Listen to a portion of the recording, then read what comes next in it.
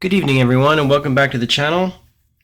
A few days ago, I released a video about a work in progress for a program I'm working on called SIM9 for inside pitch baseball. Today, I thought I'd progress a little bit and show some of the gameplay and show what it will be like to actually play a game of inside pitch or inside pitch advanced using the utility. So that being said, let's get rid of this screen and we'll go to the program. As you can see, that's not the Taj Mahal. I'm not sure what it is, but that's definitely not the Taj Mahal. But anyway, so let's create a season. And in this today we're going to be playing a game. Again, showing off the gameplay. Hopefully at least a little bit of crazy stuff happens. And that way you'll see what the program can do. So we're going to do a game from 1978. It'll be the Philadelphia Phillies at the Pittsburgh Pirates. So I'm going to pick IPA 1978, say open, create a season. And again, being completely uncreative, I'll name it Joe. And no, I don't know any Joes. Well, I do know some Joes, but as I think we all know some Joes.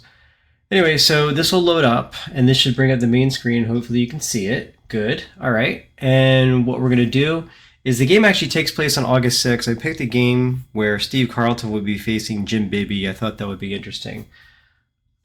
So we're starting here, you can see April 5th, 1978, and so we'll do 30 days, and we'll sim 30 days real quick, and that'll take us to May 4th, or May 5th. We'll do another 30 days, and I do plan to, I think I mentioned this before, I do plan to change this. I just find this not intuitive right now, so I will be upgrading that section just to be more intuitive and make a heck of a lot more sense, because I don't feel it does at this point. So we're on June 4th. Let's go to July 4th. We'll sim that. We'll get to August 4th now. And then we just have a couple days and we'll see the Phillies at Pittsburgh, and then we'll start our game here. All right, so we're on August 3rd. You can see the standings. Milwaukee's in first, New York is in second. So the pennant races are starting to flesh out. They're all pretty competitive, although Philadelphia has a pretty good 7.5 game lead. No one's really taking the lead here in the NL East, but Pittsburgh's doing not very well. But we're going to be showing that game anyway, so I'll go to tomorrow and I'll sim that game. And I'll do tomorrow and sim that game, or that day anyway. And then we go to tomorrow. And if I scroll down, here as you can see, Carlton and Bibby. And I can actually say, like, all right, sim that day, sim that game, sim that game. We can go back up here. Sim, sim, sim, sim, sim, sim, and sim, sim, sim. And we'll have game one. Now, this should be interesting. I'm not really sure what the behavior is going to be for game two because it does keep track of pitcher usage. And we're going to see, I haven't really played with doubleheaders yet. So let's play. And again, this is Carlton versus Bibby. Bibby's not really doing great either. 2-7, 4.09. Carlton 10-8, 3.72. And let's play. Okay, so that hopefully takes up the entire screen and you can see it. All right, so this is Philadelphia, Pittsburgh, and you can see the starting lineups. Typically when I do a broadcast, I go over the starting lineups and the starting pitchers. But obviously, since you're seeing the screen, you can see everything for yourself. Across the bottom here is gray. That's for future expansion. And yes, I do have an idea what I'm going to put there. You can see the current statistics for the pitcher Jim Bibby and Bake McBride, the leadoff hitter. But on the right-hand side is really the key point, because this is all about helping you play inside pitch advance, as well as helping you basically accumulate the statistics in an easy-to-use fashion. So hopefully I can show that. But in the top right-hand corner, we have pitcher results. So as we all know, if you're an inside pitch player, all the results come from the pitcher card first, and then they flow to the batter. And so I thought I'd repeat that process on the right-hand side here. And you can see range play, error on a grounder, error on a bobble, error on a throw, error on a dropped, I don't know what the O stands for, but error on a dropped throw, or dropped throw. And then, groundouts, flyouts, pop-outs, and they all happen in order. You can see these are specific to inside pitch or inside pitch advance. We have infield singles. We have S+7, S+8. We have foul pop-ups off the park card, but this entails both the batter and the park card. So before we just drag on here with like, okay, Craig, get on with it, let's actually start this game. So leading off against Jim Bibby will be Bake McBride. 6-1, Jim Bibby, that's a K. And well, actually, first of all, let's look at Three River Stadium. And I realize you can't see this at all. So actually, let me put on the camera and you still probably can't see it just because it is so far away. Typically, I would show this much bigger, but obviously I'm trying to show the gameplay of the helper itself. So we've kind of switched modes here. All right, so 6-1, that's a strikeout, and 11 is too high off the Bake McBride card. You can see Three River Stadium takes -1 off of strikeouts, and very hard to see, but Three River Stadium really is advantageous to lefty hitters. A lot of home runs here on the left-hand side of the plate, a lot of doubles, a lot of triples. On the right-hand side, many, many more outs. So that's just for your notification. And all right, so Bake McBride does not strike out. And let's see on his card, 1-7 is a greater than G6. So if a hit and run was on, that would make sense. But we just treat that as a flat G6. And I just click on the G6. And we've got our first out. And then we move on to the next batter. Of course, with no runners on, it's going to be very easy to score the game. Things get more interesting, I'll say, when you have runners on. But hopefully we'll show you that the helper takes the minutia and makes it easy for you to participate. So let's see. All right, 7-8 is a range play on a 12 or less. 18 is too high, so no range play. Larry Boa swings. That's a 3-8, and that is a fly ball to the right fielder. Looking for the F9 here under flyouts, and that's the second out. So 2 outs here for Mike Schmidt. Mike batted .251, 21 homers, 78 RBIs. Here he's batting .246, 11 homers and 48 RBIs here on August 6th. The pitch to Bibby, or from Bibby, is a 7-5. That is a strikeout. 17 is too high for Mike Schmidt. He will swing away. That is a 6-7, and that is a ground ball to the third baseman, Dale Berra, who picks it up and tosses it across. And that is the third out. So 3 up, 3 down for the Phillies. And you can see my little screen here. Again, this is just for me when I'm broadcasting, or potentially you if you're broadcasting. Just so you can see no runs, no hits, no one left on base. And I will be changing this as well. I'm going to be adding some stuff to this because this is just a flat text on a window, which isn't very interesting. So headed to the bottom of the first inning, Steve Carlton will be pitching to Frank Taveras, Phil Garner, and Dave Parker. Carlton from the windup, that is a 4-8, and that is a potential strikeout. A 4, that is a strikeout. So Taveras goes down swinging, press the K button, and we move on to the next batter. That brings up Phil Garner, right-handed hitter against the lefty Carlton. Carlton with a pitch. That's a 4-1. That's a potential strikeout. That is a 9. And that is too high for Phil Garner, so he's going to put it in play. And that is an 8-7. And that is an infield single to the second baseman. So I just click IS4, and there's Phil Garner on first base. Hooray! So we actually have our first base runner here. And we can look at Phil Garner. You can see his ratings are right on the screen, so I no longer have to have him out. I can just put him right back in my lineup pile, and I can see all my relevant information. Of course, I can see, hey, how's Phil Garner doing this year? Okay, wonderful. But if I look, he's got a base running rating of 5. He has an attempt of 5 and a stolen base of 13. And you pair that 5 attempt with a -1 on Carlton, which gives him a 4 of an SB2, which you can see up here. So this little chart pops up and is for your strategy roll. So the numbers are automated. The hit and run for Dave Parker is actually on my card set, it's a 20, and the database is 19 to 20, so my card set is old. So I'm getting the most up-to-date information here. So when I do my strategy roll, I know a 4 or less is a potential stolen base, and a 19 to 20 should be a hit and run. And it's a 14, so it's neither. So Carlton will pitch to Dave Parker with Garner on first. And here's the pitch. 7-1. That's potential strikeout. 12 against Parker. He is a 12 against a left-handed pitcher, but Three River Stadium is a -1, so that lowers it. So thank you very much for Three River Stadium, Dave Parker says. And he will swing at the ball. That's an 8-8. Against a lefty, that is a triple to left field. T7. So this will be easy to score. The batter and the runner, so this brings up the screen where you do base running advancement. So you can see here it says runner advancement at T7. this should be fairly automated. You can see it automatically does the batter to third base, and of course the runner on first is automatically going to score. In this instance, you're not changing anything, so you just say okay. And there's Dave Parker with a big RBI triple, and the Pittsburgh Pirates take an early 1-0 lead. So now we have Parker on third, and we have to determine, are we going to have the infield in?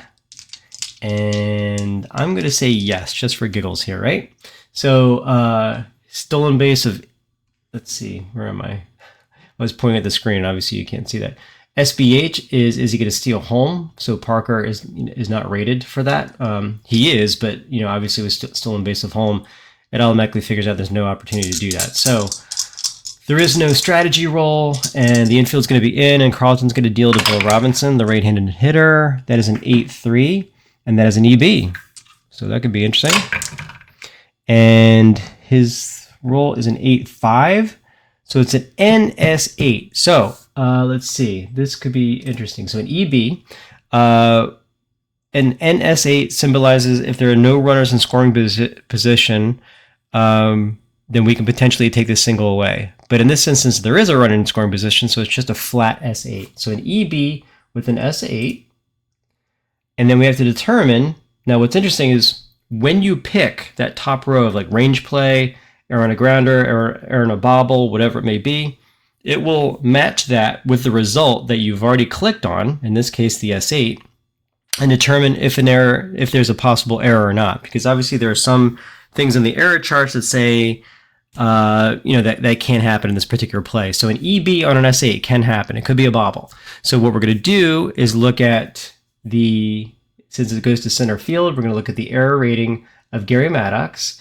and he is a 9, and the roll is an 8. So in this case, yes, there is an error on the play. So we click this, and then what comes up is this really, it's a little hard to read, but essentially what we do here is there's a runner batter advances at least one extra base. So we know the runner on third is going to score, and we know the batter is going to get to first, but we also know that with his error, he's going to at least get to second. And actually, he could be thrown out. So what we do, according to the rules here, it says on a roll. So we roll basically the two D8s, and that's a 2-1. So on a roll of 88, the lead runner batter is thrown out. So he's not thrown out. But if not a roll of 88, check to see if the runner batter advances 2 bases. So he automatically goes a base, but he could potentially go 2 bases. So we check the red D8. In this case, my red D8 is yellow. So check the red D8 versus the base runner of the runner batter, and white D8 versus the arm of the outfielder. If the red roll, and in this case my yellow, is less than the batting or the BR of Bill Robinson, and you don't see it here, so in this case you will check the card, Bill Robinson is a 4. So if the red roll, in my case the yellow, is less than or equal to his base running rating, which it is, and the white roll of a 1 is greater than the outfield arm, and again it's going to an S8, so I look at my arm of Gary Maddox, that's a 4. Well, if the yellow roll is less than the BR and the white roll is greater than the outfield arm, then the runner or batter advances 2 bases. Well, it's not. The white roll is not greater than Gary Maddox's arm, so he's just going to advance 1 extra base on the error, and Dave Parker's going to score, but we have an error now, and Bill Robinson makes it a second base on the Gary Maddox error. That's probably, so basically what I did is I took the rule book and basically melted it down, I'll say, for lack of a better term, to give you like some melted down rule set there. So it's a lot to read. That's probably like the biggest one that I have, or that the game has, to quote unquote melt down into a small little message box. So it looked a little difficult, but actually if you just sit there and read it and you look at it, you're good to go. So, all right. So Bill Robinson's on second. We have 1 out, and that brings up Manny Sanguin, who is playing first base today in place of Willie Stargell. I think they were probably protecting Stargell from Steve Carlton being a really tough lefty. So here's Carlton pitching to Manny Sanguin, and that is an 8-1. That is a blank. Manny Sanguin swings. That's a 6-6. And that is a star 8. So that's an automatic out. That's an F8. And so I say F8, and like, oh, there's a chart that pops up. So this is the fly ball to center field with the potential for the runner on second to go to third. So essentially what we do here is we roll the 2 D8s, and the red across the top, that'll be my yellow, and my white will be white. And I roll the 2, and that's an 8-6. So that is a play 8, but the roll 6, it's an automatic hold. So the batter is out, and the runner on second holds. So the way I have it set up, to make it easy, we have the series of buttons here to give the results. And then what's going to be below here, using the chart, is every possibility. So in this case, there's no chance of an error, so there's no error options here and anything like that. But the different options that can occur are basically here. And so batter out, runner on second holds. I just click on it and I say okay. And there's Bill Robinson still on second. So what I try to do is I don't want you to have to do any clicks. And when I say, I'm sorry, let me backtrack. I don't want you to have to type in anything in the keyboard. I want everything to be in front of you as a very easy click interface that hopefully is fast for people and teaches you the game at the same time. So, all right, so Steve Carlton will now be pitching to lefty John Milner. 2 outs now, runner on second. And the pitch from Carlton is a 3-7. That is against a lefty that's a star. John Milner is an out, or I'm sorry, is a lefty. So we take the 3 and we move over the column. That's a G6. And we just click G6, and that's the last out.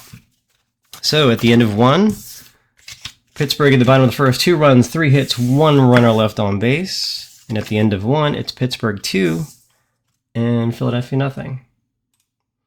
And then we proceed to the second inning. Okay, so we had a little bit of different stuff going on. We had an error, not bad in that first inning. And Bibby will now be pitching to Luzinski, Hebner, and Maddox. The pitch to Luzinski is a 1-4. That is a ballpark play. On the ballpark, we've got a 7-3, so that's a rare play. Alrighty. So let me get the ballpark rare play chart out. Rare plays nobody on. All right. So we roll a D20 and a D8. And that's a 102. So the 10 and the 2 is treated as 102. Grounded to third base, who possibly throws wild to first base. Check third base for an error. If the error batter makes a turn towards second, but right fielder hustling to back up the play, resolve as a range check on the right fielder. If successful, batter is thrown out after the turn. If fail, the batter gets second on the error. So let's see. Grounded to third and possibly throws wild. So it would be an ET and a G5. And let's see. So 102, grounded third base, possibly throws wild to check third baseman for the error. All right, so we're going to roll this with the third baseman is Dale Barrett. He's in error of 20, so yeah, he makes an error. And then what we do is, let's see, if error batter makes turn towards second, but right fielder, resolve as a range check on the right fielder, and the right fielder is Dave Parker with a range of 4. And it's above his range, so that's a 5. So if he fails, and the batter gets second on the error. All right, so error on the throw, batter advances to second. And we've got Greg Luzinski, Mr. Speedster out there, gets on via an error. And that's the way we treat rare plays. All right, so Richie Hebner would now be up. Nobody out here in the top of the second inning. The pitch from Bibby is a 2-2. That's an automatic out. And we take it 18, and that is a fly ball to center field. So we're going to see if Luzinski advances a base, and we take the 2D8. Again, red is yellow and white is white. That's a 3-5, and that's an automatic hold. So batter out, runner on second holds, and we have 1 out. That will bring up Gary Maddox, who made the error last inning. Runner on second now with 1 out. That'll bring up Jim Bibby. I'm sorry, pitching Jim Bibby is a question mark is a 9 against a right-handed batter. That is a single, automatic single. And and we pick the, let's see, we're going to roll the D20 again to see where that single is. And that is a 5. That is a single to left field. And so now we have the runner advancement from single on a single from second to home. So again, we take the 2D8s and we look, there's an 88, and that is a play. So interesting. So they're going to be making a play at home And this chart, you can see if a play comes up, I just press the play button. And in this instance, we now have, we look at, it's a runner advancement to left field. That's Milner. He is an F. Oof, that's awful. Okay, so we're going to roll the 1d20. And we have a 12. And with an F, the runner is safe. And the trailing runner advances if the base runner is greater than the white die, and we had an 88, so that's not going to happen. So the base runner rating is of Gary Maddox is a 4. So obviously a 4 is not greater than 8. So he's going to score, and we're just going to advance to first, and we're going to say okay. So it's now 2-1, and it's funny. I was hoping for some crazy stuff. Very rarely do I have rare plays now and everything. So yeah, we've got some crazy stuff going on already. So I feel the whole thing's been, as far as what the program can do, I think we've seen it already, hopefully. Anyway, all right, so Gary Maddox is on first. Tim McCarver is up now with 1 out.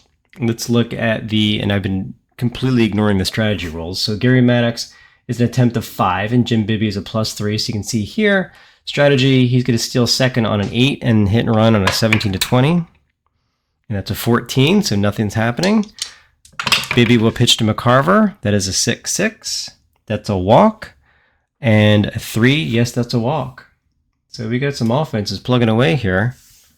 And that will bring up Ted Sizemore with Steve Carlton in the on-deck circle. First and second, 1 out. And you can see now the strategy rolls have changed for SB2 and SB3. We'll roll. That's a 20, so nothing's happening. And the pitch from Bibby is a 5-4. That is a blank. Ted Sizemore swings. That's a 4-4. And that is a line out to third base. Now, if the infield was in, which they are not, that would have gotten through. So we say L5.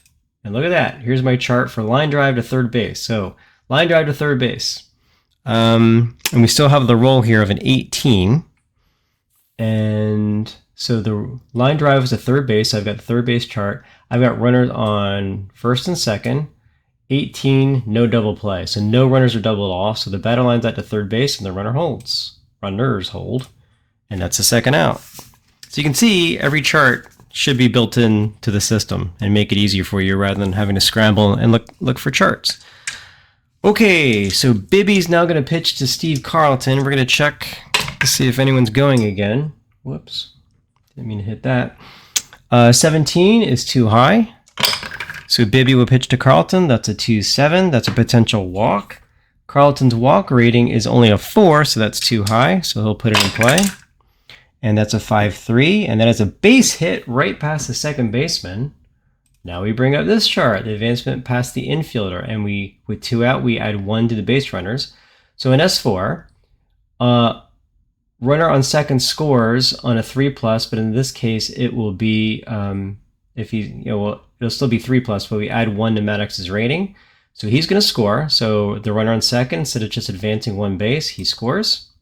And then we'll move this down. And then McCarver is going to advance to third base if he's a 4+, which he is not. However, with 2 out, that ticks him up to a 4. So yes, he is. So he's going to advance to third. And so I have runners on first and third now with 2 out. And that scores the second run of the game for the Phillies. And it's now 2-2. And that brings up Bake McBride again. One thing I didn't show when I was showing the game before in just the intro video, it keeps a running kind of narrative here across like every batter. So you'll see like, okay, Bake McBride 0 for 1 today in the first inning. He grounded, from short base to first. So it'll keep a running kind of narrative so you can keep track of how the players are performing each game here. All right, so Bibby pitching to McBride. And actually, no strategy roll. Carlton's not going anywhere. 6-7. That is a potential home run against a lefty. And that's what Bake McBride is. So home run against a lefty, 7. His home run against Jim Bibby is a 12. That is a home run. Holy moly. This is crazy. All right, so when it's a home run with a lefty header, if it doesn't say specifically where the home run was hit to, I just assume he pulled it. So Bake McBride takes Jim Bibby deep. And that is a 3-run shot, and it's now the Phillies 5, Pittsburgh 2. So we got offenses flying everywhere. And Jim Bibby, now you can see, inning and 2/3, 3 hits, 5 runs, no earned runs. Oh, that gets determined after the inning. So, and then a walk and then a strikeout. All right, so Bibby will now pitch to Boa. And Boa is 0 for 1. He flew out to right field his first time up. That's a 4-7. And that is a pickoff. No one on, so we just go right to the park card. And a 2-7 is an S+7. Wow, we're having every crazy thing that can occur. So an S+7, what do? Well, we roll 2d8. All right, so I'm going to do that. And all base runners advance 2 bases. We don't have any base runners. That's a 4-1. So the batter ABR is his BR plus 4. And Boa, let's see, we don't have his base running rating on the game, so we look at his batter card. He's a 6. And then we plus 4, that's 10. And we minus the outfield arm, it went to left field. So we minus 4, so that's a 6. So roll less than or equal to ABR, then the batter is safe with a double. Otherwise, it's a single. And roll of 8. So we'll take the yellow one, and that is a 4.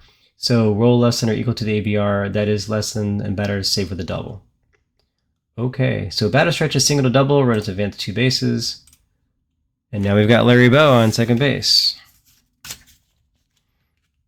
So it's funny, I'm not an expert. I haven't played like a great many of you inside pitch or even inside pitch advance. I've seen some people on the message board. I've played 40 games already. I haven't. I've actually been programming this and then playing sporadically. So you'll see that I'm a little bit slower than I think you would be if you're using this system. Just because sometimes I get tripped up with some of even just the card interpretation. But again, that all comes from habit, right? Okay, so runner on second. Bibby's dying out here. And he's going to be pitching to Mike Schmidt, who's 0 for 1 today. He grounded a third. And we have to check the strategy roll because Boa could be stealing third. He is. All right, well, let's do that then too. So let's see, Larry Bowa is a 16. We look at Jim Bibby, he's a +2, so that makes him an 18. We take Dyer's arm, that makes him a +1, so that's 19. He is a 19 and actually, does that get less? I don't think it does for stealing third. And that's a 12. All right, so he's going and he steals third. So I go to the SBCS and it brings up this. Runner on second steals third. That's an SB3. And I've got Larry Bowa on third. Now I have the opportunity, a strategy roll of 1. He's going home. He is not. All right, so Jim Bibby will now pitch to Schmidt again. And that is an 8-8. That is a blank. The pitch to Schmidt is a 3-1. It's a fly ball to center field, and mercilessly this inning ends. But the Phillies score 5 runs on 4 hits with one runner left on base. We're going to head to the bottom of the second. Okay, I think we've seen like the full gamut of what this thing can do. All right, so now it's Carlton pitching to Dale Berra. I think it's Duffy Dyer. Let me see. Yep, Duffy Dyer, the catcher. And Jim Bibby will hit now as well. And let's see. So Carlton pitching to Berra. The pitch from Carlton is a 6-5. That is a potential home run. Whoa, Dale Berra. Where have you been all my life? 16 homers and 135 at-bats? Wow, he must have thought like, oh my gosh, we've got the slugger, huge slugger here. So anyway, that is a home run for Dale Berra. And again, when it doesn't say where it's hit to, I just say, oh, the other thing is I'm not using the E's and the O's, which I probably should be, but in this case it doesn't matter at all. So forgot to use those. I don't think it affected the other home run. Again, as you can see, like sometimes I just forget this stuff. All right, so that brings up Duffy Dyer. So it's now 5-3. Here's the pitch from Carlton. 3-8 is a range play to the park. Let's go to the park. That is a 3-6, and that is against a righty, that is an F7, but it is a range play. So I say range play, F7, where are you at? And I now say, okay, range play F7. And then I look at the Luzinski. Oh gosh, he's a 1. If you hit it to Greg Luzinski, that's a 6. Okay. So that is a failed range play, and then what we have to do is determine roll 1d20 against the pitcher's RP2B rating, so range play to double rating, and I got it built in here. So this is off of Steve Carlton's card. It is 1 to 9, but you can see it's already built in here. So if I roll 1 to 9, it's a double, and that is a 6. So that is a double, failed range play double. And interestingly, if I go to my box score, I should see a diamond dud for Greg Luzinski, who converted a fly ball out into a double. So anytime you have a failed range play that converts into a base hit, they get what's called a diamond dud. And of course, the opposite, if they take a hit away, that's called a web gem, essentially. Okay, so 5-3, still nobody out here in the bottom of the second inning, and that brings up Jim Bibby. Interestingly, I think we see a bug here. I see my sack rating is N to 20, and we know that's not the case. But I'm wondering, should Jim Bibby, actually he has no sacrifice, so that's still a bug, but he's not going to be sacrifice bunting. His card is a 3, so we're just going to go Steve Carlton pitching to Jim Bibby. That is a 2-6. That is a strikeout, an 8, and I think his strikeout rating is a 19, so he goes down swinging. And that's the first out. And that brings up Frank Taveras. All right, so runner on second still. Frank Taveras is now up. Carlton deals. That is a 5-7. That is a range play on a 12-9, so it is a range play. Taveras' card has a 4-6. That is a G4. That would have been if I was hitting and running, but you can't hit and run with the runner on second anyway. But that's a G4, but it is a range play. So I do range play, G4, okay. And my second baseman, Ted Sizemore, has a range of 5. That's a 7. That is too high, so it's a field range play, which becomes an S4. And I'm just thinking out loud here. Okay, so it's an S4, so now we do this. Dyer is a 1, so he's just going to advance one base. So it's going to be first and third now. He does not have a good base running rating. Of course, he is a catcher. All right, so it's first and third. One out here in the bottom of the second inning, both pitchers laboring. And that'll bring up Phil Garner, who's 1 for 1 with an infield single his first time up. Taveras has a 7 steal rating, but he's not going here. Carlton delivers. That's an 8-3. That's an EB, so potential error on a bobble. Phil Garner swings. That's a 3-7. That is a G6. All right, so EB, G6, and I should have said whether we're going to have the infield in, but I'm going to do the infield back just because there is one out. We get the double play here. Okay, so on a G6, we look at Larry Bow. He's got an error rating of 3. Whoa, the roll is a 4, so there is no error.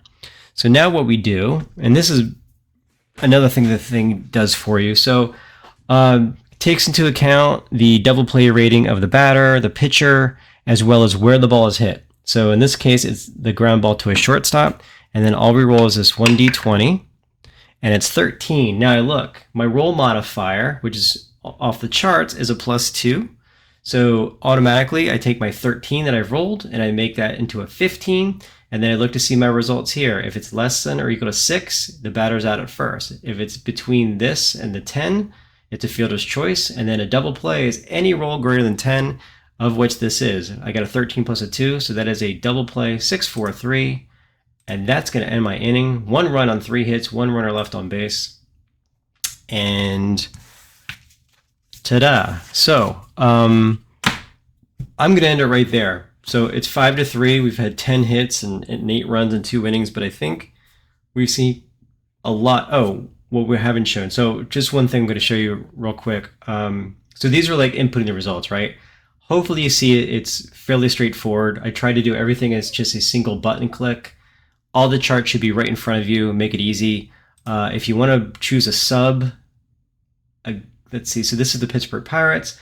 What I did here, you can see I've got these little things that I don't know if I'm enamored with these or not, but this is a quick way to see the the individual players and their fielding ratings. Green is really good. The brighter the green, the better. And then the darker the red, the worst. Or the worst. So we can see here, okay, in left field, I've got this guy named Bry, who I have no idea who he is, but his outfield assist rating is an A, his arm is a 6, error 0, range is 3, so that's mediocre. But it should give you really a way to find, hey, look, I'm looking for a catcher. Who are my best guys? Okay, Ott, a lot of errors, but his arm is better than Nikosha's. Their range is both the same. Of course, Ott had a great many at-bats than Nikosha did. So this gives you an idea of what your defenders look like and who would, if you need to make a defensive change, who would be best. And then I can also look at the pitchers. And this is where I see the status. So I see the pitches thrown, and I can see who's available. And you can see Rooker, Robinson, and Blyleven are unavailable, but everyone else pretty much is. You can see Tekulve threw 8 pitches, and I think that's actually today from the doubleheader, but he's still highly available. And of course, it also shows you the upcoming games. You can see I shouldn't have this person pitch because they're going to be a starter, upcoming. So keeps you apprised of the whole thing. So, and that's basically it. So I just want to show you that real quick. So a great number of things that I'm still working on, a lot of ideas that I still think need to be implemented, as well as just all the bug checking. As you saw today on that strategy chart, I had an N minus 20, and that's wrong. So I need to fix that. So I basically have been programming and then playing games, writing down the bugs, fixing the bugs, adding new things, fixing the bugs and the new things, LOL. But, just trying to keep this thing going, and this takes up the majority of my free time. But anyway, so I hope after seeing this, you're still interested. I think it's pretty cool. Again, I use it. I find it valuable. So hopefully, the people out there do as well. And if you have any questions, feel free to reach out. I'd be happy to answer anything that you pose. And with that, I wish you a good evening. And I will be having I'll have more videos upcoming soon. Thank you very much, and have a great night. Take care.